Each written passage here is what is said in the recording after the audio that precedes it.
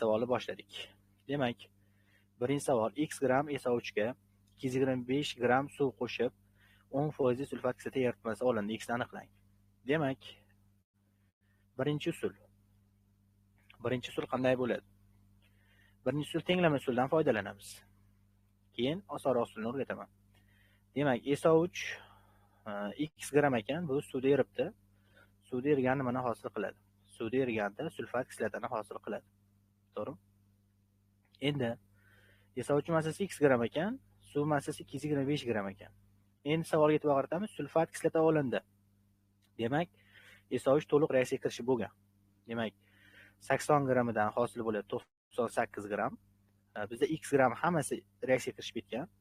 X gramidan hosil bo'ladi qancha? 1,225 x bo'ladi.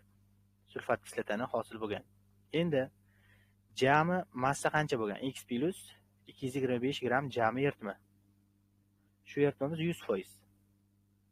Endi shuni ichida 10% sulfat kislota bo'lgan ekan. Ya'ni 10% qismi sulfat. Bu 1,225 x bo'ladi. Ya'ni 1,225 x bo'ladi. Mana hosil bo'lgan sulfat kislota.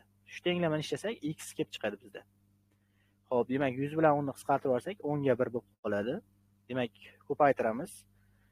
Bu 12,25 x bo'ladi. Teng x plus 225. Xo'p, demak, ayirsak bu 11,25 x bo'ladi. 225 ni 11,25 ga o'ldirgan bo'lsa, x qiymati 20 kelib chiqadi. Demak, bu birinchi usulda ishlandi, javob 20 bo'ldi. Endi ikkinchi usul qanaqa? Ikkinchi usul bu diagonal usuli. Ya'ni diagonalda qanaqa bo'ladi savolning ishlanishi. Diagonalga o'sha ishlaganimizda qanaqa holatda chiqishini biz nazariy mavzuda gaplashgan edik. Ya'ni nazariy mavzuda diagonal qurish, olayni diagonal qurish qanaqa bo'ladi? E'tibor qaratamiz. Savolda 10% sulfat kislota olinibdi. Demak, 10% o'rtaga qo'yamiz. Demak, bu sulfat kislota va suv qo'shilgan. Suv doim 0% bo'ladi va shuni massasi 225 gram ekan. Xo'p, SO3 sof holatdagi SO3 eritilsa, bu sof holatda 100% bo'lardi, lekin sulfat kislotaga o'tganda bu 122,5% bo'ladi. To'g'rimi? Buni nazariy mavzuda aytib ketganman. Endi shuni ishlaymiz. Demak, ayirsak mana bu 10 bo'ladi. Buni ayirsak bu 112,5 bo'ladi. Endi bizda suv massasi ma'lum 225 gram. Mana qaranglar, 112,5 dan 225 2 marta katta son. Demak, mana bu yerda chiqadigan son 10 dan 2 marta katta son chiqadi. 12 ga ko'paytirib qo'ysak 20. Bo'ldi, javob chiqdi. Demak, bizda to'g'ri javob shunda 20 bo'lar ekan, javob to'g'ri. Mana bu birinchi usul, bu ikkinchi usul. Kimga qaysi biri qulay bo'lsa ishlasin. Menimcha ham diagonal qulayroq. Faqat diagonalda mana bu foizlarni to'g'ri qo'yib olsangiz bo'ldi, javob chiqadi. Xo'p, bir tushunarli bo'lsa davom etamiz. 201 savol. Bunga o'xshagan savollarni ishlab qo'yasizlar, rasm holatda ishlab qo'yaman keyin kanalga. Endi x gram SO3 40,5 gram suv qo'shilganda 10% li olin hosil bo'ldi. Demak, tenglamadan ko'ra diagonal usuliga qo'yganimiz qulay buni ham. Yoki bunda tenglama bo'lmaydi. Qaraymiz. Birinchi usul. Birinchi usul shuki, SO3 suvda eriydi. SO3 suvda erigandan keyin sulfat kislotani hosil qiladi. H2SO4. Endi bizda 10% li olin hosil bo'ldi. Demak, SO3 ortib qolgan. Mana qanchadir SO3 ortib qolib, mana bu joyda shu SO3 ortib qolganda sulfat eritgan. Xo'p, yaxshi. Endi bizda umumiy SO3 massasi x gram. Suv esa 40,5. 40,5 dan foydalanamiz. 40,5 bilan 18 gram suv bilan qancha reaksiyaga kirishadi sulfat? 98. 40,5 da qancha? Xo'p, menimcha bu 40,5 2,5 marta oshdi. 98 ni 2,5 ga ko'paytirib olishimiz kerak bo'ladimi? 220,5 bo'ladi. 220,5. Endi mana bu oleumda bu 100% deydigan bo'lsak, savolda aytayapti mana 10% li oleum. 10% degani mana bu SO3 10% degan. 10% SO3. Qolgan 90% qismi mana bu sulfat bo'ladi. Endi bu 10% qanaqa SO3 desa, ortib qolgan SO3 da. Buni sarflanganini ham topib olamiz. 80 da 18, 40,5 da qancha? 200. To'g'rimi? Chunki 2,5 marta oshdi dedik. Yo'q, 2,5 emas, 2,25 marta oshar ekan. Mana bu shunda 180 bo'lar ekan. Sulfat to'g'ri hisoblamizmi? 180 gram. Xo'p, endi bizda tenglama qilish shart emas. Ya'ni 220,5 gram hosil bo'lgan sulfat kislota oleumni 90% qismini tashkil etar ekanda. 10% qismi esa o'shdan iborat. Shu 10% ni topib olamiz. 10% ni topadigan bo'lsak qancha bo'ladi? Ya'ni 220,5 ni 9 ga bo'lishimiz kerak. Bu 24,5 bo'ladi. Demak, mana bu joyda ortib qolgan esovchi massasi 24,5, sarflangani 180. Jami esovchi, ya'ni x topishimiz uchun 180 reaksiyaga kirishgan esovchiga 24,5 gram ortib qolgan esovchi qo'shib yuborsak, javob kelib chiqadi. 204,5 gram esovch nima qilgan? Umumiy eritmada bo'lgan. Endi ikkinchi usuldan foydalanadigan bo'lsak, ikkinchi usul qanaqa bo'ladi? Xo'p, ikkinchi usul oleumdan sulfat foiziga o'tib olishimiz kerak. Ya'ni bizda 10% li oleum degani 10% esovch bor degan. 10% esovch. Qolgan 90% sulfat kislota bo'ladi degan. Sulfat kislota. Endi esovchdan mana sulfat olishimiz kerak. Bunga bitta suv qo'ysak, 1 mol suv qo'ysak, sulfat hosil bo'ladi. 80 dan hosil bo'ladi 98. Mana 10% dan qancha hosil bo'ladi topamiz. 10.98 ga ko'paytirib 100 ga bo'lsak, 12.25%. Demak, mana bu 12.25% ga mana 90% qo'ysak, shu 100% li oleumdan olinadigan sulfat kelib chiqadi. Ya'ni 102.25%. Diagonalda bu, diagonal qo'ysak. Endi asosiy qismiga o'tamiz. Demak, bizda 10% li oleum hosil bo'lganmi? Shu 102.25 qo'yamiz mana bu joyga, o'rtaga, hosil bo'lganiga. Xo'p. Endi suv 0% bo'ladi va qo'shilgan esovch 122.5% bo'ladi, esovch foizi. Xo'p, endi buni topamiz. Ayirsak 102.25 va buni ayirsak 10.25. Shu 10.25 da bu 40.5 gram suv. Ya'ni bu 4 marta oshdi. 102.25 da qancha deymiz? 2 barobar bu ham 4 marta oshishi kerakmi?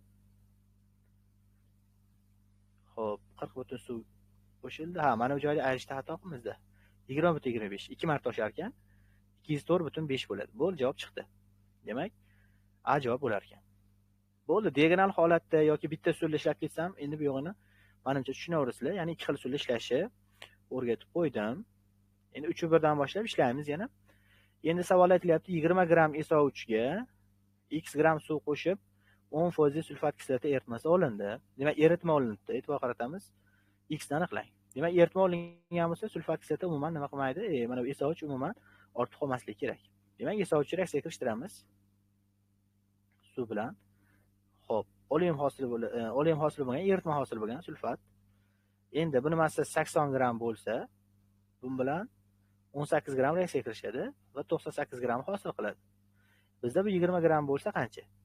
Xo'p, hisob kitob qilishimiz kerak. 80 dan 20 ga o'tsa, 4 marta kichrayapti son. 18 4 marta kichaytirsak, bu 4,5 bo'ladi. Va 20 ga 20 4,5 qo'ysak, mana bu oleum sulfat massasi kelib chiqadi 24,5. Endi bizda 10% sulfat degan uchun mana bu 24,5 10% bo'ladi. 10%. Xo'p, 100 qilib qo'ydimmi? Demak, bu 10% bo'ladi. Qolgan 90% ortib qolgan suv bo'ladi. Nima uchun? Chunki eritma hosil bo'lishi mana bu suvdan qanchadir ortib qolish kerak. Shu suv mana bu sulfatni eritib eritma hosil qiladi. Bu 90% ortib qolgan suv bo'ladi. Topamiz. Ya'ni 90 ni ko'paytiramiz 24,5 ga va uni bo'lib yuboramiz 10 ga yoki 9 ga ko'paytirib yuborsak ham bo'ladi, to'g'ridan to'g'ri. Bu yerda 220.5 kelib chiqar ekan. 220.5. Demak, ortib qolgan suv 220.5 ekan mana. Demak, esovchi eritgan suv 4.5 qo'shib qo'ysak, jami suv kelib chiqadimi? Shunda bu 225 gram bo'lar ekan degan. To'g'ri javob mana D variant deyishimiz mumkin. Xo'p, davom etamiz. Navbatdagi savol. To'g'ri, birinchi savol. Savolda nima deyilyapti? 40.9 gram esovchiga x gram suv qo'shib 10% li oleum olindi. Xo'p, x ni qiymatini aniqlang debdi. Demak, savolda oleum olingan ekan. Oleum olingan bo'lsa, biz buni keling diagonalga o'tkazishimiz uchun mana 10% li oleumni topib olamiz sulfatini. Esovch va sulfat bor. 10% olayim desa, bu 10% isovich bo'ladi. Qolgan 90% sulfat kislota bo'ladi. Hop, bunga suv qo'shadigan bo'lsak, sulfat kislotaga aylanadi. H2SO4. Buni 80 dan 98 hosil bo'ladi. 98 10 dan qancha deymiz? 12,25. Qo'shib yuboramiz 90 ga. Shunda kelib chiqadi 102,25% bu shu olyumdan olingan sulfat foizi. Xo'p, yaxshi. Endi nima qilamiz? Endi 40,4 gram SO3 ga shuncha suv qo'shildi. Olyum bo'lindi. SO3 ortib qolishi kerak. To'g'rimi? Diagonalga qo'yamiz. Demak, SO3 eritilsa, SO3 bor va suv bor. Suv H2O. SO3 foizi 122,5% bo'ladi. Suv foizi esa 0% bo'ladi. Demak, bizda hosil bo'lgan olyum esa 102,25. Ayriymiz. Demak, bu tepasi 102,25 va pastki qismi esa ayirib olsak 20,25. Ana. Endi bizda SO3 massasi bor 40,9. Mana bu 40,9 gram. Bunisi qancha deymiz? X. Agar bu 10,225 bo'lganda 4 marta kattalashardi. Demak, 20,25 4 marta kattalashtirishimiz kerak. Keyin bitta belgi surib qo'yishimiz kerak. 4 marta kattalashsak 81, bitta belgi sursak 8,1. Demak, to'g'ri javob D variant bo'lar ekan deyishimiz mumkin. Xo'p, demak, to'g'ri javob D variant bo'ladi. Tushunarli bo'lyaptimi? Savollar. 5-1 ga o'tamiz. Navbatdagi savol 5-1-savol. Demak, savolda X gram SO3 bor ekan. Unga suv qo'shib 98 gram 10% sulfat kislota olinibdi. X aniqlang. Demak, eritma olingan bo'lsa, bilasizlar, SO3 miqdori nima qilgan? Ortib qolmagan. Demak, 98 gramimiz 100% bo'ladi. 10% ni topamiz. 10% qancha bo'ladi? 9,8 gram sulfat olingan bo'ladi. 9,8 gram. Xo'p, endi X gram SO3 ga suv qo'shib olindi. X aniqlang, yaxshi. Sulfat kislota SO3 ga suv qo'shamiz. Suv qo'shsak, hosil bo'ladi sulfat kislota. Xo'p, sulfat kislota hosil bo'ladigan bo'lsa, buni massasi 80 gramidan 98 gram hosil bo'ladi. Bizda 9,8 gram hosil bo'lgan xolos. 9,8 gramidan qancha deb qo'ysak bo'ldi. Ya'ni 8 gram SO3 bo'lgan. Eritma hosil bo'lgan, olyum hosil bo'lmagan. Shuning uchun biz SO3 ni to'liq eridi deb hisobladik. Demak, mana shu holatda hisob-kitob qilinar ekan. Davom etamiz. Navbatdagi savol 6-1-savol. X gram SO3 ga suv qo'shib 98 gram 10% olyum olindi debdi. Demak, bizda topishimiz kerak X ni qiymatini. Demak, savolda olyum olingan. Demak, olyum olingan bo'lsa, SO3 ortib qolgan degan. SO3 ortib qolgan. Xo'p. Reaksiyani yozib olganimiz qulay. SO3 plus qanchadir suvda eridi u. Natijada sulfat kislota hosil bo'ldi. Demak, 98 grammi 10%, 100% desak, uni 10% SO3. Chunki olyumda bu 10% SO3 qancha bo'ladi? 9,8 gram bo'ladi. Endi 98 dan 9,8 gram ayirib qo'yadigan bo'lsak, bu kelib chiqadi eritmadagi mana bu shu olyum hosil bo'lgan olyumdagi sulfatni massasi. Ya'ni 98 dan ayirib tashlaymiz 9,8 ga.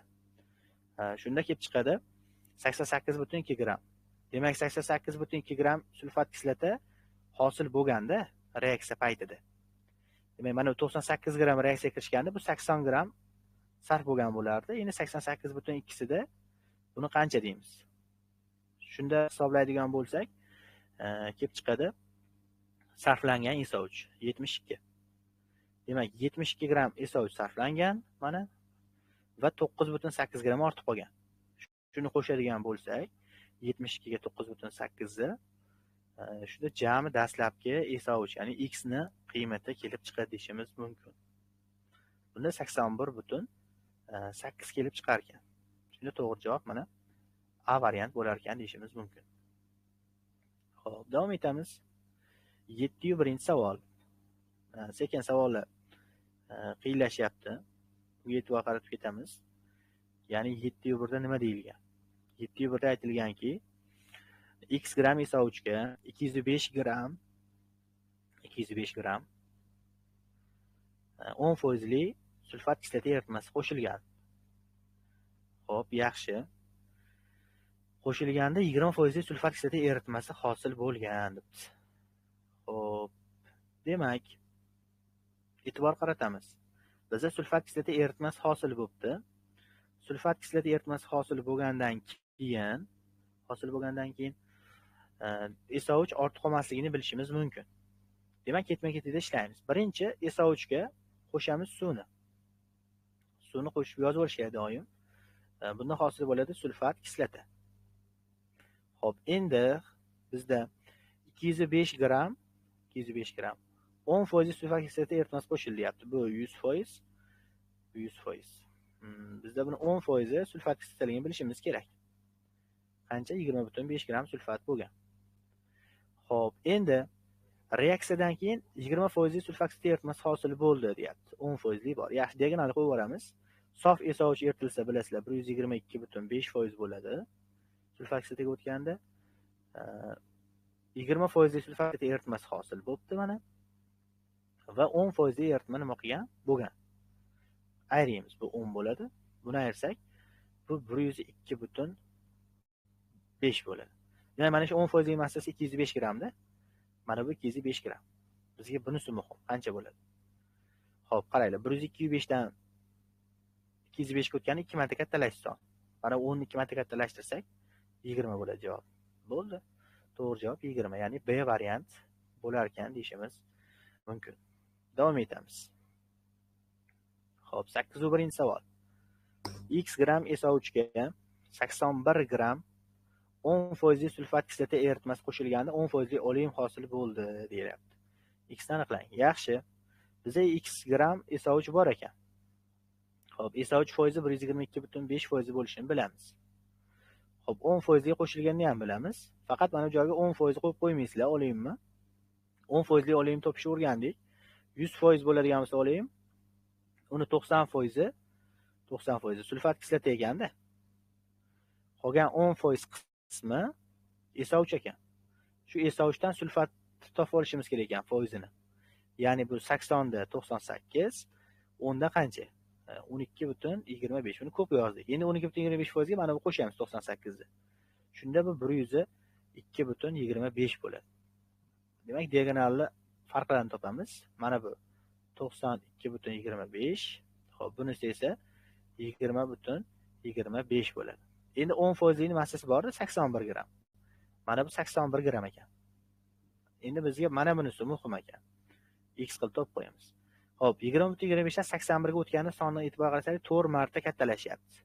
Demak, x topishimiz uchun mana 92 dan 4 marta kattalashtirib qo'yishimiz kerak bo'ladi. Shunda 92,25 dan ikkitasi necha bo'ladi? Ikkitasi 184,5 bo'ladi. Undan ikkitasi esa 369 bo'ladi. Demak, bu 369 gram bo'lgan ekan deyishimiz mumkin. To'g'ri javob mana D variant bo'ladi. Xo'p, davom etamiz. Keyingisi 901 184,5 gram esovuchga x gram 10% sulfat kislota eritmasi qo'shilganda 10% oleum hosil bo'ldi. Demak, x ning qiymatini aniqlashimiz kerak ekan. Xo'p, yaxshi. Ishlaymiz unda. Xo'p, nima qilamiz? Bunda savolda oleum hosil bo'libdi, esovich bor ekan. Esovich foizini bilamiz. 122,5% bo'ladi esovich. 10% sulfat kislota eritmasi qo'shilgan. 10% eritma qo'shilgan. Buni massasi noma'lum x gram. Endi hosil bo'lgan eritma 10% oleum. 10% oleum topishni o'rgandik. Yuqorida mana 10% oleumni 102,25 qilib topib oldik. Mana shuni qo'yamiz. Ya'ni 102,25. Bunda qancha bo'ladi?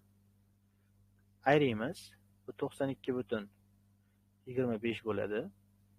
Hop, buni ayirsak 20,25 bo'ladi. Hop, endi bizga esovchi massasi aniq ekanda 184,5 gram. 20,25 ta qancha? Buni topadigan bo'lsak, 2 marta kattalashyapti 92 dan 84 ga o'tganda. 20,25 2 marta kattalashtirsak 40,5 bo'ladi. Bo'ldi, javob chiqdi. D variant to'g'ri bo'ladi deyishimiz mumkin. Xo'p, keyingisi 11-savolga o'tamiz. 11-savolda nima deyilyapti? Savolni mohiyatiga o'tamiz. Demak, 80 gram esovchiga x gram 10% sulfoksid eritmasi qo'shilganda 30% sulfoksid eritmasi olindi, deyapti. Yaxshi, eritma olinibdi esovchiga. Demak, bizda mana esovchdan foydalanibdi. Esovch qancha ekan? 80 gram ekan. Xo'p. Endi x gram 10% sulfoksid eritmasi qo'shilibdi. Yaxshi. Endi 30% eritma hosil bo'ldi. Demak, 30% hosil bo'ldi deganni o'rtaga qo'yamiz. Demak, 10% mavjud. Mana 10% bor, yozib olaman. Bu eritmani tarkibi mana bu qo'shilish. Va bunisi qancha desak, esovchi foizi doim 122,5% bo'ladi. Mana shuni tushunmayotganlar bo'lsa, nazariy videoda yuqorida tashlab qo'ydim, ko'rsanglar bo'ladi. Ayrimiz. Bu 20. Buni ayirsak, necha bo'ladi? 92,5 bo'ladimi? 122,5 dan ayirsak 92,5. Endi mana buni massasi 80 gram ekanda. 80 gram bor ekan. Endi e'tibor qarataylik, 20 dan 80 ga o'tib son 4 marta kattalashdi. 4 marta kattalashgan bo'lsa, demak mana 92,5 ham 4 marta kattalashtirib qo'yishimiz kerak. Hop, 92,5 2 ga qaytarsak necha bo'ladi o'ylaysizlar? 92 185 bo'ladimi? Undan ikkitasi 370 bo'ladi. Yana ikkitasi, ya'ni 4 marta kattalashtirmoqchimizda. Bo'ldi, javob 370. D variant bo'lar ekan. Xo'p, keyingisi 11-savol. X gram 80% oleumga 6,3 gram suv qo'shilganda 10% oleum hosil bo'ladi. Xo'p, oleumdan oleum hosil bo'libdi. Demak, tenglama qilmaymiz, diagonal qilamiz. Demak, bizda bilasizlar, mana ma'lumot sifatida men joyga yozib ketaman. 100% oleum bo'ladigan bo'lsa, demak, shuni massasini x gram deydigan bo'lsak, 80% oleum ekan. Bu degani 80% qismi nima degani? Esovch degani. Qolgan 20% qismi nima bo'ladi? Sulfat bo'ladi, to'g'rimi? Sulfat. Endi esovch oleumga suv qo'shilganda, demak, esovch suvda erib sulfat hosil qiladi. 80 gram esovchdan 98 gram sulfat hosil bo'ladi. 80% deydigan bo'lsak, 98% hosil bo'ladi. Ikkala sulfatlarni qo'shamiz. 98 ga 20 ni. Demak, 118% sulfat bor ekan hozircha. 80% oleum ichida. Endi suv qo'shilgan debdi. Suv qo'shilsa 0% bo'ladimi suv? Massasi 6,3 gramga teng ekan. Endi mana hosil bo'lganini o'rtaga qo'ysak, mana 10% oleum. Bu yod bo'lib ketish kerak. 10% oleum yuqorida sulfatga o'tkazdik mana. Mana bu joyda o'tkazdik. 102,25 qilib. To'g'rimi? Xuddi mana shunday qilib o'tkazish kerak. 10% oleumni 102,25% sulfatga o'tadi bu. Yozamiz. Demak, 102,25. Ayrimiz. Bu 102,25 bo'ladi. Bunisini ayriydigan bo'lsak, 118 dan ayrimiz 102,25. Demak, 15,75 bo'lar ekan. 15,75. Suv massasi bor bizda mana 6,3 gram. Shuni to'g'risiga 6,3 gram qo'yamiz. Bunisiga qancha deb qo'ysak bo'ldi. Proporsiyani ishlash kerak. Yoki mana bu 15,75 6,3 ga o'tganda 2,5 marta kamayyapti-da. Chunki 6 ni 2,5 ga qo'ysak 15 chiqadi. 0,3 ga qo'ysak 0,75 chiqadi. Endi 102 ni 2,5 ga bo'lish kerak. 100 ni 2,5 ga bo'lsak 40 chiqadi-da. Demak, 40 dan ozgina kattaroq javob bo'lishi kerak. Endi shu javob ham shunaqa ekan. 102,25 2,5 ga bo'lsak 40 dan ozgina kattaroq javob. Bunaqangi katta emas. 40,9 degan javob chiqadi. yoki 63 deydigan bo'lsak, mana bu sonni 15 dan 60 ga o'tgan 4 marta kattalashdi. 102 ni 4 marta kattalashtirsak 409 chiqadi mana. Javob 1.9.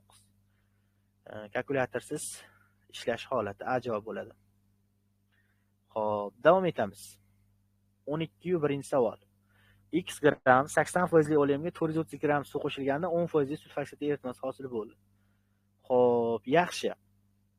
80% olem bo'lsa, mana hozir 80% olemdan topish o'rganiga, mana 80% olemdan topib olganimizni tushundinglar, mana shu 118 kelib chiqqanini. Mana 118 kelib chiqqanini tushundinglar. Xuddi shu ekan yana savol. 80% degan uchun 118 sulfat to'g'ridan-to'g'ri qo'yib ketaveraman. Ya'ni 80% dan 118% sulfat olingan. Suv 0 bo'ladi. 0. Xo'p, endi 10% olem emas, 10% sulfat eritmasi ekan. 10% o'rtaga qo'yamiz. Ayirsak, bu 10 bo'ladi. Buni ayirsak 108 bo'ladi. Endi suv massasi bor ekanda, 432 gram. Mana bu 432 gram ekan. Bunisi qancha deymiz? X. Ya'ni 4 marta kattalashar ekan, bu necha bo'ladi? 40. Javob chiqdi. Qanday 4 marta kattalashdi? 108 dan 432 o'tganda son 4 marta kattalashdi. 10 ni 4 marta kattalashsak 40. Javob shunda B variant bo'lar ekan. Davom etamiz. 13.1. Yana 80% oleum. Demak, 80% oleum bo'lsa, mana bu joyga yozib olsam bo'ladi. 80% oleummi? 80% oleum desa, biz bundan sulfatga o'girib oldik. 118% chiqdi. Bu x gram ekan. Suv qo'shilibdi. Suv 0% bo'ladi diagonalda. Bu 118%. Endi mana bu 236 gram 10% oleum hosil bo'libdi. Demak, 10% oleumni ham topishni o'rgandik. 102.25 bo'lar ekanda. Buni topishni tushuntirdim, mana ularni sulfatdan, xullas oleumdan sulfat olishi nazariy videoda ham tushuntirdim. Yuqorida 3 ta 4 ta savolni ham ko'rdik. Shuni eslab qo'yinglar. Mana diagonal ishlaymiz endi. Buni ayirsak 102.25, 118 ayirsak 15.75. Endi savolda mana bu suv massasi ham noma'lum. Mana bu oleum massasi ham noma'lum. Bizda hosil bo'lgan 236 gram. Bularni qo'shamiz. Bularni qo'shsak 118 bo'ladi. Shu 236 gram ekan. Endi oleum hosil bo'ldi. X toping deyapti. Ya'ni x bo'lsa mana buni to'g'risiga qanchaligini topib qo'ysak bo'ldi. X. Xo'p, 118 dan 236 bo'lsa, qarang, 2 marta kattalashdi. 102.25 2 marta kattalashtirsak 204.5 bo'ladi. Bo'ldi, javob chiqdi. Xo'p, navbatdagi savol 14.1. Ya'ni 14-tip desak ham bo'ladi. 14.1. X gram 80% oleumga suv qo'shilganda 236 gram 10% sulfat eritmasi hosil bo'ldi. Demak, biz bundan topishimiz kerak ekan nimani? X ni qiymatini. Yaxshi. Endi eritma desa, eritma baribir qulay bo'laveradi odatda. Nimaga? Chunki oleumda mana sulfatlarning foizini topishimiz kerak bo'lyapti-da. Endi nima qilamiz? X gramdan foydalanamiz. Oleum 80% bo'lsa, yuqorida 4 ta masalada ko'rdik, 80% dan 118% sulfat olinadi diagonalda. Hop, qo'yamiz buni 118 ni. Endi suv qo'shilganda 236 gram 10% sulfat eritmasi hosil bo'ldi. Demak, 10% o'rtaga qo'yar ekanmiz, chunki eritma deyapti-da. Oleum degan sulfatga o'tkazdik. Suv 0%. Ayrimiz. Bu 10 bo'ladi. Buni ayirsak 108 bo'ladi. 236 gram eritma. Bularning ikkisini qo'shamiz. 218 gram. Xo'p, 236 gram bo'ladi. Chunki 10% ning massasi shuncha. Ya'ni buni ma'nosi nima? 218 gram eritma bo'lsa, shuning ichida 10 gram. Bu 118, mana 118. 10 gram nima bor? Shu oleum bo'lgan, 108 gram suv bo'lgan degan ma'noni bildiradi-da. 236 bo'lsa qancha bo'ladi oleum deb ishimiz mumkin. X. Shunda 2 marta kattalashyapti bo'lsa 20 bo'ladi. To'g'ri javob shunda mana A variant. Xo'p.